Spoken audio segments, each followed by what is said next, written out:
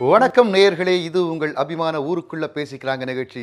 இந்த நிகழ்ச்சியை தொகுத்து வழங்குவது நான் உங்கள் Easter ji and Parrot ji. ஊருக்குள்ள என்ன பேசிக்கிறாங்க? ஊருக்குள்ள என்ன பேசிக்கிறாங்கன்னா, ஈஸ்டர் ஜி உன் பக்கத்தில் ஒரு பேரட் வச்சிருக்கே, அதுவும் பச்சையா இருக்கு, ஒருவேளை அதுவும் பி டீம்ல சேர்ந்துச்சான்னு கேட்குறாங்க. இ டீம் அப்படின்னா வெரி குட் பேரட். ஓகே, நம்ம தேநீர் விடுதியில் தேனப்பனும் அருமை நாயகமும் என்ன பேசுகிறாங்கன்னு ஒட்டு கேட்போமா? எங்கே அவன் எங்கே அவன் தேடுதே ஆவலால் ஓடிவா. ஏண்டா கத்துற? கத்துறாங்களா? அனுபவிச்சு பாடினுக்கிறேன் நான். என் அருமை அண்ணன் உலக அரசியல் வியாதி எருமை நாயகம் மிதிச்சு, அருமை நாயகம் அண்ணனை பார்க்காம என் கண்கள் பூத்து போச்சு. அவர்கிட்ட எவ்வளோ விஷயங்களை நான் வந்து பரிமாறிக்கணும்னு ஆசைப்படுறேன். அவர் இல்லாத வருத்தத்தில் நான் பாடிக்கிட்டு இருக்கிறேன். கத்துறேன்ற இடியட்.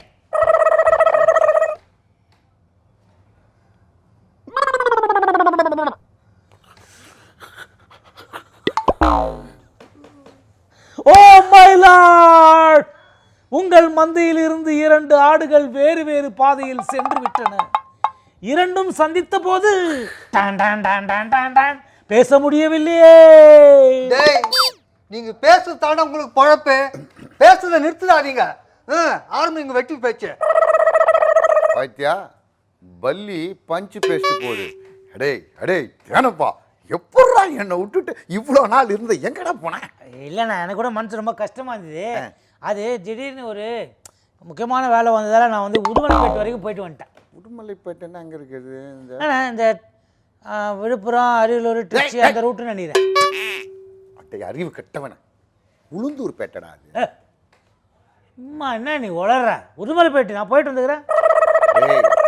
நீ பஸ்ஸில் ஏறி தூங்கிட்டு இருப்ப, அதனால் எந்த வழியாக போனேன்னு தெரியாமல் இருக்கும். நீ உளுந்தூர் பேட்டைக்கு போயிட்டு வந்துருக்க. சரி, நான் தப்பாக சொல்லுவேன். ரைட்டு, கேப்டன் தப்பாக சொல்லுவாரா?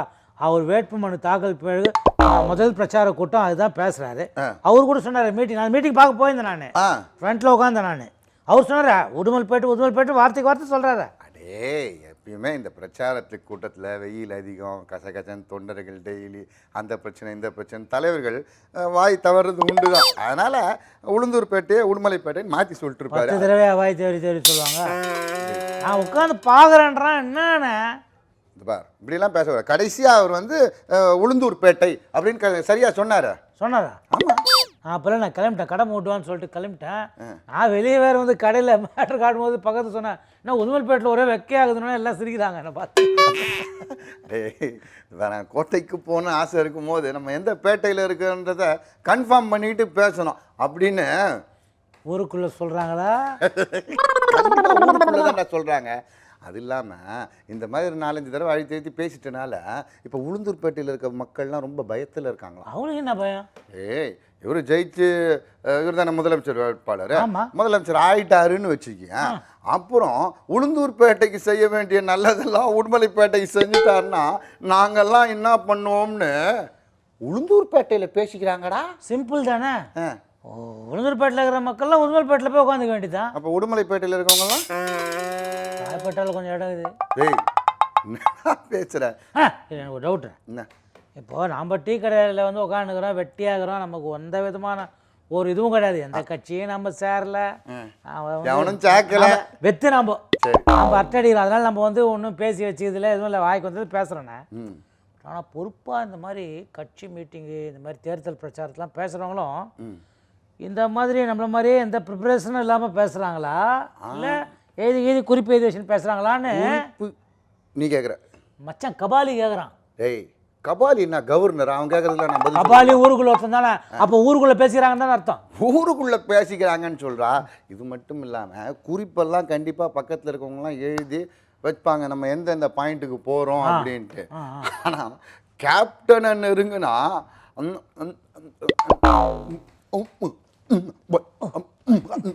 அப்படி ஏதாவது ஆயிடுமோன்னு பயந்துக்கிட்டு முதல் தடவை தப்பு பண்ணும்போது சொல்லாமல் இருக்காங்களோன்னு ஊருக்குள்ள பேசிக்கிறாங்கல்ல. உங்கள்கிட்ட ஒரு அட்வைஸ் கேட்கணும் எனக்கு. அட்வைஸ்னா என்னடா? புத்திமதி. ஓ அட்வைஸ் கேட்க போறியா? கடுப்பேற்றாத சொல்லிட்டேன். உன் மச்சான் உட்காந்து என்ன கடுப்பேற்றினானே அதே மாதிரி தான் இருக்கும் எனக்கு. ஓ எங்கள் வீட்டாண்ட ஒரு மீட்டிங் போட போகிறாங்க. ஆ அந்த மீட்டிங்கில் என்ன பேசுகிறேன்னு கேட்குறாங்க. பேசட்டுமா நானே? ஏய் எந்த கட்சிக்குடா? அது தெரியல, நான் பேசுகிறவனே தான் என்ன கட்சினே முடிவு பண்ணுவாங்களாம். ஏய் ஏதாவது ஏடா கூடமாக பேசி ஏற்கனவே தலைவர்கள்லேருந்து இந்த நம்ம நடிகர்கள் வரைக்கும் இஷ்டத்துக்கு ஏடா கூடமாக பேசுகிறாங்க. நீ அந்த மாதிரி ஏதாவது பேசி வச்சிடாதடா. இல்லையா இப்போ நம்ம அந்த நம்ம தேநீர் வீட்டில் நம்ம பேசினதுக்கு அப்புறம் கொஞ்சம் மாற்றங்கள்லாம் நடந்துக்குதாமே. கொஞ்சம் நடந்துக்குது. ஆமாம், இந்த இலை கட்சியை சேர்ந்த ஒரு நடிகை வந்து இந்த ஏகவசனத்தில் பேசுறது அப்படியெல்லாம் இருந்தாங்க. இப்போது ஸ்கிரிப்ட் ரைட்டர் மாற்றிட்டாங்களாம். அப்படியா? ஆமாம், இப்போ அப்படியே சாதனைகளை சொல்லி அவங்க வாக்கு கேட்குறாங்க. அது நல்ல விஷயம், அப்படி கேட்கட்டும். ஓகே. ஆனால் வந்து அதே கட்சியை சேர்ந்த இன்னொரு நடிகை நடிகையா? அந்த டிவியில் வருவாங்க, சினிமாக்களில் வராங்க, நல்ல நடிகை, செய்தியெல்லாம் வாசிப்பாங்க. அவங்க என்னன்னா இப்போது ஒரு வேதத்தில் வந்து இருக்கிற ஒரு விஷயம், அதாவது தாயின் காலடியில் தான் சொர்க்கம் இருக்குன்னு சொல்லியிருக்காங்க. நல்ல வார்த்தை. வார்த்தை அது இந்த அதை வந்து பிரச்சாரத்துக்கு பயன்படுத்தி நீங்கள் எங்கள் தலைவியின் காலடியில் எல்லாரும் வந்து விழுங்க அப்படின்னு சொல்லிட்டாங்க. அது மாதிரி சொன்னதுக்கு ஏதோ ஒரு கட்சி கூட அவங்க மேலே தேர்தல் ஆணையத்தை புகார் கொடுத்துக்கிறாங்கன்னு படித்தேன். ஆமாம், அதான் மதத்தை வைத்து நம்மளுக்கு சாதனைகளை வைத்து சொல்லணுமே தவிர மதத்தை வைத்து இந்த மாதிரி அசிங்கமாக பேசாதீங்கன்னு நீ சொல்றியா? நான் ஏன்டா சொல்ல போகிறேன்? இது ஊருக்குள்ள எல்லாருமே எப்படி சொல்கிறாங்கன்னா, நான் சொல்கிறேன் உனக்கு அதை. சரி, அந்தந்த கட்சியோட தலைவர் பற்றி உங்கள் மனசில் வந்து ஒரு பெரிய இமேஜ் இருக்கலாம், ஒரு நீங்கள் அவங்கள ஆராதனை பண்ணலாம், பூஜை பண்ணலாம், என்ன வேணாலும் வச்சுக்கலாம், அது உங்கள் இஷ்டம். ஆனால் அதுக்காக இந்த பேனரில் போஸ்டர்லலாம் அவங்கள வந்து ஒரு ஒரு மதத்துடைய ஒரு கடவுள் மாதிரி சித்தரித்து அலங்காரப்படுத்தி போகிறதுலாம் இந்த ஆன்மீகவாதிகள் இருக்கிறாங்கல்ல, அந்த உண்மையான ஒரு என்ன சொல்லுவாங்க, இந்த ஸ்பிரிச்சுவல் பீப்புள். என்னது அப்படின்னா? ஆன்மீகவாதிகள், ஸ்பிரிச்சுவல் பீப்புள்ஸ். அவங்க மனசை பாதிக்குது. அதனால நீங்கள் உங்கள் சாதனை நீங்கள் கொண்டாடுங்க, இந்த மாதிரி எங்கள் மனசை புண்படுத்துகிற மாதிரிலாம் பேசாதீங்கன்னு சொல்லி நீ சொல்கிற. ஊருக்குள்ளே பேசிக்கிறாங்க. இப்படியா? நம்ம ஆனால் சில பேர் ரொம்ப காமெடியாக பேசுகிறாங்கடா. அதாவது நம்ம நாட்டாமல் இருக்கார்ல, அவர் ஒன்று பேசுகிறார் ரீசெண்டாக. என்னது? பக்குன்னு ஆயிடுச்சு எனக்கு. என்ன சொல்லிடுற? கூட்டணியை குறித்து பேசியிருக்காரு. அது சூரிய கட்சியும் அந்த தேசிய கட்சியும் கூட்டணியில் இருந்தாங்க. அப்புறமா வந்து அவங்களுக்குள்ள ஒரு மனக்கசப்பு ஏற்பட்டு பிரிஞ்சாங்க. இது வந்து இப்போ சேர்ந்துட்டாங்களே, இப்போ சேர்ந்துட்டாங்க. அதைத்தான் இவர் சொல்கிறார். இது கூடா நட்புன்னு சொன்னீங்களே, இனிமேல் கூட்டணி கிடையாதுன்னு சொன்னீங்களே, இப்போ நீங்கள் சேர்ந்துட்டீங்களே, உங்களுக்கெல்லாம் இது இல்லையா, இது அப்போ ஒரு பேச்சு இப்போ ஒரு பேச்சு பேசுகிறீங்களே அப்படின்னு கேட்கும்போது கீழே வந்து எல்லாரும் நாட்டாம தீர்ப்பை மாற்றி சொல்லு மாற்றி சொல்லு. ஆமாம், கரெக்டாக தானே கேட்குறாங்க. ஏன்னா இவர் கட்சி இருந்தார், இவர் கட்சியும் உடஞ்சிது, இவர் கட்சியிலேருந்து வெளியே போனாங்க, அவங்க போய் வேற ஒரு கட்சியில் சேர்ந்தாங்க, அப்புறம் இவர் போயிட்டு திருப்பி கட்சியில் சேரல, அந்த ஆளுங்கட்சியோட கூட்டணி ஆளுங்கட்சியை கூட்டணி வச்சுனாங்க. இப்போ இவரும் திருப்பி ஆளுங்கட்சியோட வந்து சேர்ந்துட்டாரு, கூட்டணி வச்சுனாங்க. அப்போ அந்த கன்ஃபியூஷனில் எல்லாமே ஓகே தானே? கூட்டணியை பற்றி நாட்டாம இப்படி எல்லாம் பேசி காமெடி பண்ணக்கூடாதுன்னு நீ சொல்கிறேன்னா ஊருக்குள்ள பேசிக்கிறாங்க. அதே மாதிரி இவரு கூட இதை பேசுகிறார் போல. இதை யாரு? இன்னொரு நம்ம சவப்பு சட்டக்காரா? அவருக்கு எப்படியாவது இந்த சிவப்பு கட்சியை கூட்டிட்டு போய் பச்சை கட்சியோட சேர்த்துடணும்னு ஆசை. அதான் ஆளுங்கட்சி. அதான் அவர் மாநில செயலாளராக இருக்கும் போது அதான் பண்ணாரு. ஆனா அங்க தாப்பா போட்டாங்களா, அதனால இவருக்கு கோவம் வந்துருச்சு. இவருக்கு கோவம் வந்துருச்சு. ஆனா வந்து எப்படியோ பேசி கீசி நம்ம பச்சை தலை பார்க்காரு, அதான் கருப்பு துண்டுக்காரு. அவர் வெயிலுக்கு அது கட்டு. அதே நானும் பார்த்துக்கிறேன், சும்மா சும்மா. அது என்ன இல்லை இல்லை கருப்பு துண்டுக்காரு சொல்லு. ஓகே சரி, கருப்பு துண்டுக்காரு. இப்போ பச்சை தலைப்பா கட்டி அதை சொல்லக்கூடாதுன்ற. சரி விட்டுரு. பச்சை தலைப்பா கட்டிக்கிறதும் கட்டிக்காதான் அவர் இஷ்டம்ப்பா. அதே அதுக்கு பச்சை தலைப்பா சும்மா அதே சொல்லுறீங்க. சரி விட்டுரு, அதை விட்டுரு. அவர் கூட்டின்னு போய் இங்கே சேர்த்துட்டார் கேப்டன் கிட்ட. அதனால ரொம்ப கடுப்பில் இருந்தார் அவர். இப்போ அவங்க செயல் வீரர்கள் கூட்டத்தில் பேசுகிறார். எல்லாரும் கேட்குறாங்க, எதுக்கு கேப்டனை போய் முதலமைச்சர் வேட்பாளராக நீங்கள் எப்படி ஏற்றுக்கலாம் அப்படின்ட்டு.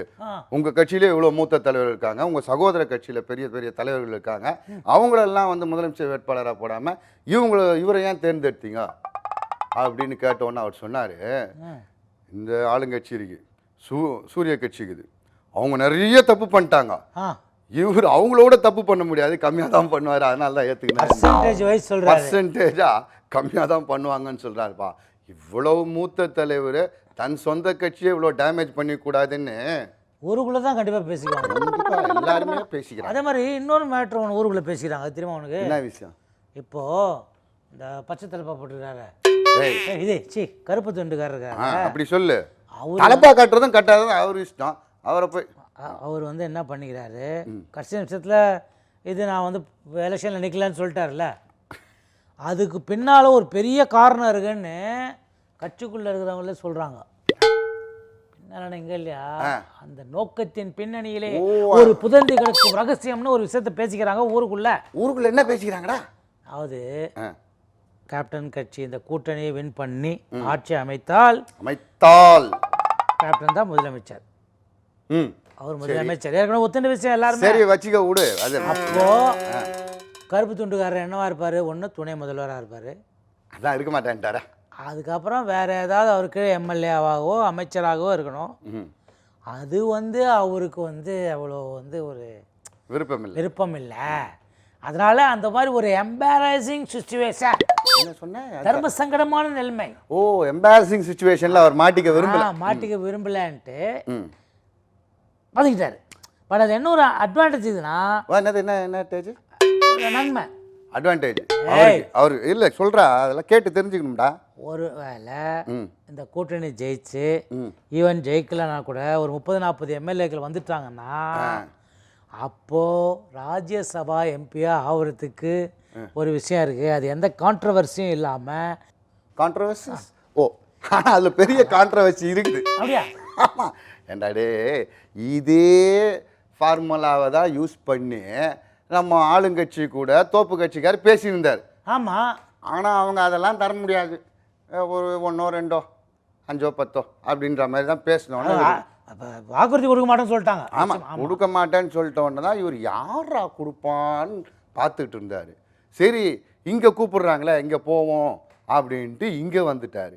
இப்போ என்னடான்னா இவர் தடால்னு தேர்தலில் நிற்காம விலகிட்டு அப்புறம் நம்மளுக்கு ஒரு 30-40 கிடைச்சா கூட இவர் தான் போக முடியும், நம்ம எப்படி போகிறது அப்படின்னு ஒரே சோகத்தில் கன்னத்தில் கை வச்சுட்டதா ஊருக்குள்ளே பேசிக்கிறாங்க. அது மட்டும் இல்லைடா, அவருக்கு மட்டும் வருத்தம் இல்லை இவர் நிற்காதது, கேப்டனோட மச்சான். ஐயோ ஆமாம், அவரும் போக முடியாது. அவர் இல்லை, அடா பாவிகளா, ஒருங்கிணைப்பாளர் கண்டிப்பாக நைஸாக சட்டமன்றத்துக்குள்ளே தள்ளி விட்டு நம்ம மேலவைக்கு ஓடிடலாம் அப்படின்னு நினச்சிட்டு இருக்கும் போது இவர் என்ன தடாலடியாக இந்த மாதிரி பண்ணிட்டாரு. அதனால் இந்த கூட்டணியில் குழப்பங்கள் மிகவும் அதிகரித்து வருகிறதாக நீ தான் சொல்ற. ஊருக்குள்ளே பேசிக்கிறாங்க.